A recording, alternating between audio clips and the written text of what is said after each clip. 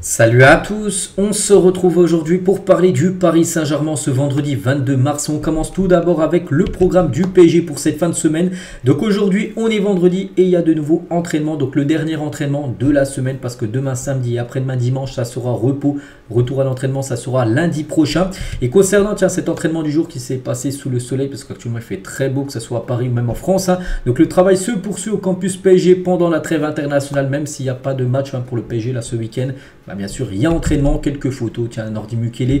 On peut voir également les Espagnols, Carlos Soler ou même Marco Asensio qui n'ont pas été convoqués, bien sûr, avec l'Espagne lors de ces deux matchs pour la sélection espagnole, donc sont bien sûr présents à l'entraînement. Et une petite info, les gars, concernant le futur, vous savez que le PSG va jouer en Ligue des Champions contre le Barça, donc il y a un match aller et un match retour. Et normalement, lors de cette double confrontation, il y a un match au milieu entre ces deux matchs de Ligue 1 et du coup pas de match entre les quarts de finale de Coupe d'Europe pour le PSG ainsi que l'OM et Lille, mais nous surtout ce qui nous intéresse c'est bien sûr le Paris Saint-Germain. Donc du coup le PSG devait jouer, regardez c'était un match contre Lorient, Lorient PSG qui devait se jouer là, lors de cette 29e journée et du coup c'est décalé une autre date. Donc par exemple ce match aurait pu se jouer le dimanche. Donc entre le match aller et le match retour du FC Barcelone, du coup il sera décalé au mercredi 24 avril à 19 h. Il y a deux matchs à 19 h et un match à 21 h. Donc c'est plutôt une bonne nouvelle, ce qui est dire. Il y aura une semaine complète de repos entre les deux matchs du Barça. Il n'y aura pas de match entre. Donc c'est plutôt une bonne nouvelle. Là on peut remercier comme la LFP de faire ça. Parce que vraiment ils veulent que les clubs français réussissent bien sûr en Coupe d'Europe. Donc du coup le nouveau programme, souvent je vous montrais là ces derniers jours, donc du coup il a changé un petit peu. Donc déjà le prochain match, ça bouge pas bien sûr, c'est Marseille, c'est dans 9 jours, J-9 avant bien sûr le déplacement au Vélodrome. Ensuite il y aura le PSG Rennes, puis après il y aura PSG Clermont, c'est vrai qu'il y a 3 matchs avant le FC Barcelone. Puis après il y a le match aller contre au Parc des Princes contre le Barça. Et il n'y aura pas le match contre Lorient. Regardez, il est là le match contre Lorient, ça sera mercredi. Mais du coup, le prochain match, il y aura 6 jours de repos. C'est plutôt une bonne nouvelle parce que normalement, il y aura un match au milieu. Donc voilà, c'est bien. Donc là, ça sera les deux matchs importants dans 6 jours. Bien sûr, le match aller, le match retour de Ligue des Champions comme ça. Tu ne prendras pas de risque par rapport à une blessure en milieu entre les deux matchs. Puis voilà, les joueurs pourront se reposer entièrement et tu pourras préparer parfaitement en 6 jours bien sûr ce match retour du côté de Barcelone. Donc je pense que c'est plutôt une bonne nouvelle bien sûr avant cette double confrontation. On continue, on va parler maintenant des joueurs du PSG en sélection. Il y en a quelques-uns. Tout d'abord l'Italie de Donnarumma, il joue contre le Venezuela. C'était hier à 22 h le coup d'envoi, c'était aux États-Unis le match. Donc l'Italie s'est imposée 2-1, félicitations. Mais nous surtout on va parler de Donnarumma. On parle d'Italie parce que Donnarumma, gardien du PSG, a joué, il a été très bon. Donc déjà brassard de capitaine et surtout il a sorti un penalty. Regardez, au bout de 3 minutes de jeu, un attaquant Rondon là, du Venezuela, il a tiré un penalty pas marqué parce que Donnarumma a fait un arrêt. Donc il a pris un but certes dans le match, mais il a fait aussi un arrêt sur penalty. Donc félicitations bien sûr à Donnarumma avec son gros match et cette belle victoire bien sûr pour la sélection italienne. Et du coup le prochain match pour eux ça sera le 24, match après-demain, ça sera contre l'Équateur à 21 h. Puis après ça sera déjà la fin de la trêve internationale pour Donnarumma qui reviendra du côté du PSG préparer bien sûr les prochaines rencontres. Il y avait aussi le Portugal de Gonzalo Ramos par exemple qui joue, même Nuno Mendes. Et concernant déjà le Portugal s'est imposé 5-2, félicitations, mais surtout Gonzalo Ramos buteur à la 61e minute de jeu. Voilà, ça va lui faire du bien sûr à Ramos, donc buteur aujourd'hui avec la Seleção. Nuno Mendes a été également auteur d'une grosse performance aujourd'hui contre la Suède. Donc ces deux-là ont joué, normalement il y a 4 joueurs du PSG. Les deux autres, c'est soit Danilo et c'est Vitinha, n'ont pas joué, ils joueront le prochain match contre la Slovénie. Donc voilà, félicitations bien sûr à Gonzalo Ramos. Et Ramos ne sera pas convoqué pour le prochain match amical face à la Slovénie le 26 mars, dans 4 jours. Pourquoi donc voilà, je vais vous dire pourquoi il n'est pas convoqué. Parce qu'en gros, c'est pas marqué là, mais je vais vous dire parce qu'en gros il a pris plusieurs joueurs et il y a des joueurs par exemple, regardez, Danilo et Vitinha n'ont pas joué à ce match là et du coup il va faire des rotations. C'est pour ça que Gonzalo Ramos, du coup, vu qu'il a joué hier, ne jouera pas le prochain match. Voilà, en gros, pourquoi ils ne joueront pas. Donc bref, voilà, concernant bien sûr cette sélection portugaise. Et en parlant de Nuno Mendes en zone mixte, il a joué hier, je dis, il a fait un gros match. Je suis heureux, petit à petit, je reviens à mon meilleur niveau, c'est bien. Il commence à reprendre pas mal de temps de jeu là depuis un mois. On se souvient, il a joué contre la Real Sociedad, le match retour. Il a joué pas mal de fois en championnat. Il a joué hier avec la sélection. C'est bon augure, surtout que là, on arrive en fin de saison. Il y a cette double confrontation contre le Barça. Il a également dit être en bonne forme physique est important tant en club qu'en équipe nationale pour atteindre le championnat d'Europe au plus haut niveau. Bien sûr, l'Euro où le Portugal peut remporter bien sûr cette compète, quand on voit bien sûr le talent dans cette équipe. Toujours avec lui, que je sois titulaire ou non, cela ne dépend pas de moi. J'ai des collègues très compétents à mon poste et celui qui est le meilleur joue. tout simplement. Et toujours avec Nuno Mendes, hein, nous sommes toujours sur une série de victoires, c'est très important. Hein, donc là pour le Portugal, 11 victoires d'affilée quand même pour le Portugal. Maintenant, nous devons faire du bon travail, nous préparer autant que possible lors des 4 derniers matchs restants. 4 derniers matchs, bien sûr, amicaux, avant de préparer, avant le premier match officiel, bien sûr, pour le Portugal lors de l'Euro. Et le sélectionneur du Portugal sur Nuno Mendes, donc Roberto Martinez, il a dit l'avoir, après une longue période d'absence, a été très positif. Nous devons être prudents dans les mois à venir, car il se remet d'une blessure. La prochaine étape est de jouer, parce qu'il n'a pas joué le match entier. Peut-être le prochain match, contre la Slovénie, là, dans 4 jours, il pourrait peut-être jouer le match entier, les 90 minutes bien sûr de cette rencontre, hein. J'espère que le Sporting sera champion, je suis un fan du Sporting, donc là c'est Nuno Mendes qui dit ça. Il reste encore quelques matchs et l'équipe se porte bien, il doit continuer sur la même voie, j'ai aimé ce que j'ai vu, donc voilà, par rapport au Sporting, parce qu'avant de venir au PSG, il jouait bien sûr du côté du Sporting. On continue maintenant, on va parler de Luis Enrique. Donc il y a quelques jours je dis que Luis Enrique, le coach du PSG, allait faire un live Twitch, hein, donc jeudi soir, c'était hier soir, hein. Maintenant on va revenir sur tout ce qu'il a pu dire, hein. Donc déjà il lance une fondation, l'entraîneur du PSG a annoncé la création de la fondation Xana du nom de sa fille de 9 ans décédée d'un cancer en août 2019, hein. Donc voilà déjà pourquoi il a fait ce live, pour lancer une fondation. Puis comme j'ai dit, en gros il a répondu, il était sur Twitch, donc il y a plein de personnes qui posaient des questions et il a répondu aux questions. On va revenir sur tout ce qu'il a pu dire, hein, Luis Enrique sur hier soir. Donc tout d'abord, hein, donc c'était presque sûr que nous allions tirer une équipe espagnole lors des 8e de finale. Je vais tout faire pour aider mon équipe à se qualifier. Combien de joueurs du Barça seraient titulaires au PSG? Il a dit Ter Stegen, Araujo, Koundé, De Jong, Gundogan, Lamine Yamal, Lewandowski, sans aucun doute. Et pas seulement au PSG, mais aussi à City, au Bayern, à Arsenal. Donc il dit que tous ces joueurs, s'ils seraient actuellement du côté du PSG, seraient tous titulaires. C'est-à-dire, attendez, voilà, on va dire tous ces joueurs-là. Et tu les remplaces bien sûr, hein. On continue, hein. Donc quelle langue utilises-tu dans le vestiaire, hein, du PSG? La majeure partie des personnes parlent et comprennent l'espagnol, même les Français. On parle portugais, italien, français. Quand j'ai quelque chose à annoncer, je le fais en espagnol et en français. Malgré son... il ne parle pas parfaitement français, mais il essaye bien sûr, hein. Donc voilà, tout le monde le comprend, hein. À Paris, le climat est compliqué, froid, les Asturies me manquent, hein. Je sors très peu en vélo, mais j'espère pouvoir aller au campus en vélo quand la météo sera meilleure, parce que, bon ça je le sais depuis longtemps, parce que je sais que c'est un grand fan de cyclisme, il adore faire du vélo, et il dit que c'est un peu plus compliqué de faire du vélo quand il fait pas beau, parce que là, bon, actuellement il fait beau à Paris, mais des fois il fait pas super beau, des fois il fait froid, il pleut, donc voilà, lui qui fait souvent du vélo, il dit que c'est un peu plus compliqué, mais il aimerait, là il aimerait que bien sûr venir faire pas mal de fois de vélo, on peut dire, vers le campus, hein. Quel adversaire aimerais-tu avoir en demi-finale, hein? Donc d'une part j'aimerais une équipe espagnole comme l'Atlético. De toute façon si le PSG se qualifie, ça sera soit l'Atlético soit Dortmund, hein, on sait. Donc lui préférait l'Atlético, hein. Nous venons du seul groupe où les deux équipes se sont qualifiées, donc avec Dortmund, hein, qui est toujours là en liste, hein. Et en finale, Pep, donc l'équipe de City, ou Mikel Arteta, Arsenal, il aimerait affronter une de ces deux équipes-là en finale, si bien sur le PSG va en finale. Luis Enrique, il a dit: j'ai eu des contacts avec 2 clubs anglais juste avant de rejoindre le PSG. J'ai choisi de ne pas y aller, mais ça m'a servi, hein. Je suis complètement impliqué avec le PSG. Je continue à apprendre le français. J'espère bientôt le parler, même si c'est difficile. Mais on a dit qu'il parlait un peu le français. Et voilà, il a encore beaucoup de mal, bien évidemment, hein. Le PSG m'a paru le bon endroit pour développer un projet dès la première réunion avec ses dirigeants. L'été dernier, c'est toujours le cas et j'y suis très bien, hein, du côté de Paris, hein. Un retour au Barça, il a dit: le Barça signifie beaucoup pour moi, mais cela me semble peu probable, hein. Je veux respecter mon contrat au PSG car nous avons un projet important à développer. Je ne romprai pas le contrat, pas question, hein. Bien sûr, c'est pas lui qui va démissionner, hein. S'il vient quitter le PSG, c'est que...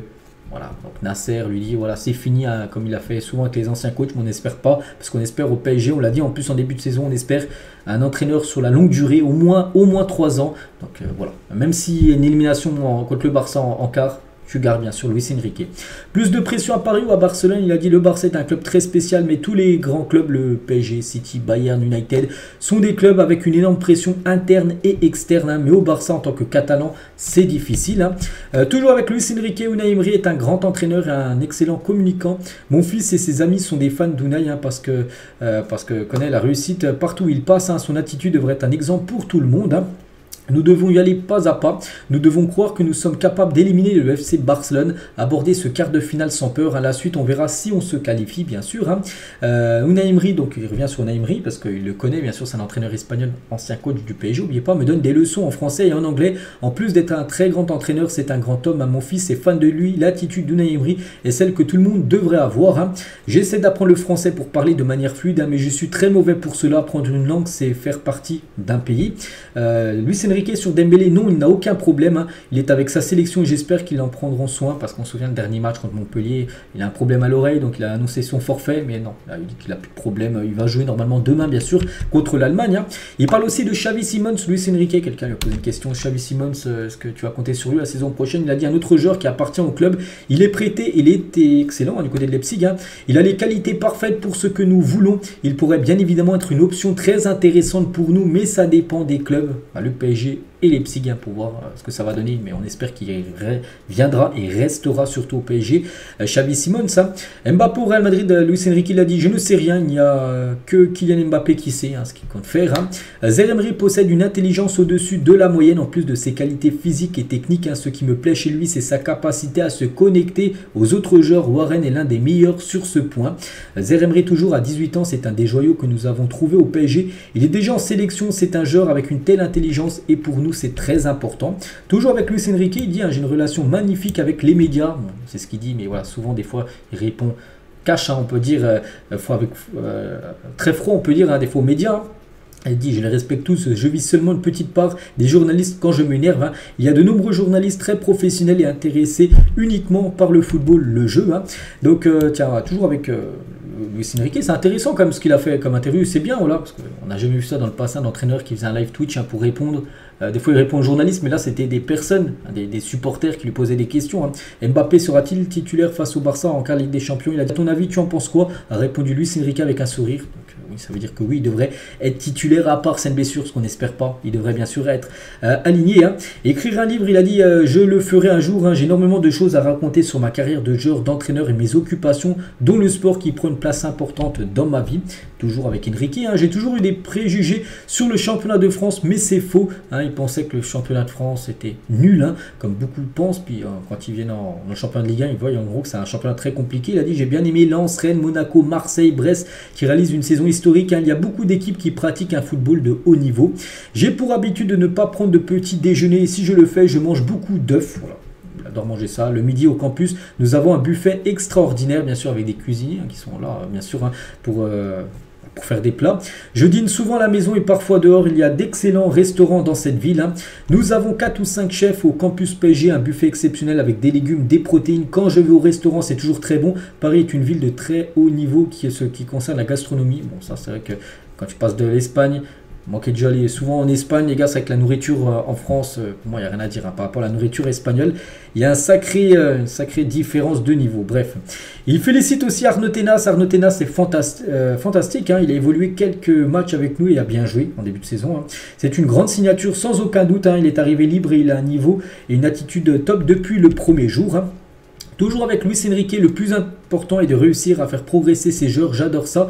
Réussir à faire défendre des joueurs de très haut niveau comme s'ils évoluaient dans une petite équipe, ça me plaît. C'est le plus difficile à faire, mais c'est aussi le plus gratifiant. Il a parlé de Marquinhos. Hein. Marquinhos a déjà joué au milieu. Oui, je le vois plutôt en tant que latéral. Et également, s'il ne joue pas dans l'axe en défense, hein, je le répète, mais nous préférons avoir des numéros 6 très techniques et rapides avec un très grand esprit de création pour avoir, on peut dire, la possession de balle, hein, parce qu'on sait que c'est très important pour Luis Enrique. La Coupe du Monde ou la Ligue des Champions, il a dit quand j'étais avec la sélection j'aurais dit la Coupe du Monde, maintenant je dirais la Ligue des Champions vu qu'il entraîne un club.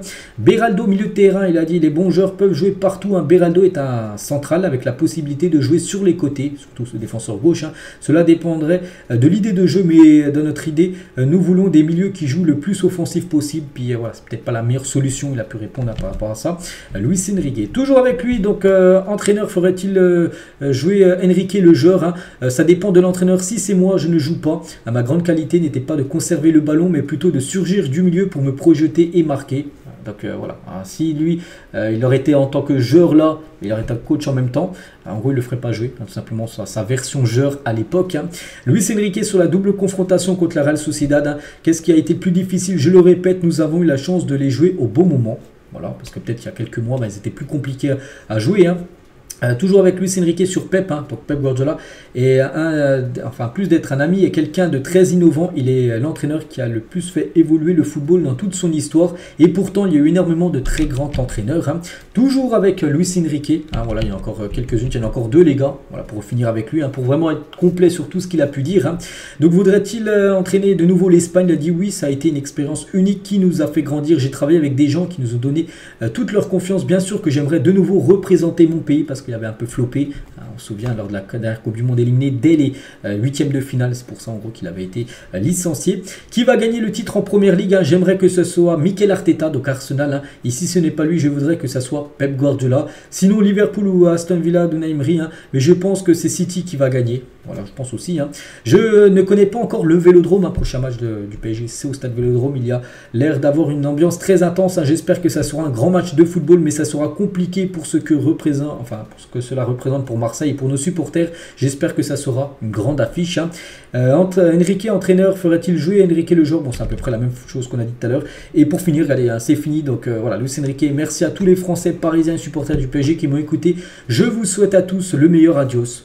Voilà ce qu'il a pu faire, ce qu'il a pu dire tout simplement. Donc je crois qu'il y a vraiment toutes les déclarations là ont été relayées par PSG Info. Merci à eux les gars d'avoir relayé bien sûr toute l'interview, on peut dire, de Luis Enrique. Et on finit les gars, dernière info, tiens, avec peut-être demain des autres déclarations, mais cette fois-ci d'Mbappé, parce qu'aujourd'hui il est attendu en conférence de presse aujourd'hui à 17h30, Kylian Mbappé, pour parler du match demain contre l'Allemagne. Bon, il y aura le match contre l'Allemagne, mais il parlera peut-être d'autres choses. Donc on reviendra sur tout ce que dira bien sûr Kylian Mbappé dans l'édition de demain. Donc voilà les gars, ce long épisode, parce que bien sûr Luis Enrique ça a pris pas mal de choses en plus, vu qu'il n'y a pas trop de matchs à parler, là, vu qu'il n'y a pas de match du PSG. Donc voilà, on a pu savoir tout ce que pensait bien sûr de Luis Enrique, de toutes les questions qui lui ont été posées. Allez, moi les gars, je vous laisse, je vous souhaite une très bonne journée et à demain.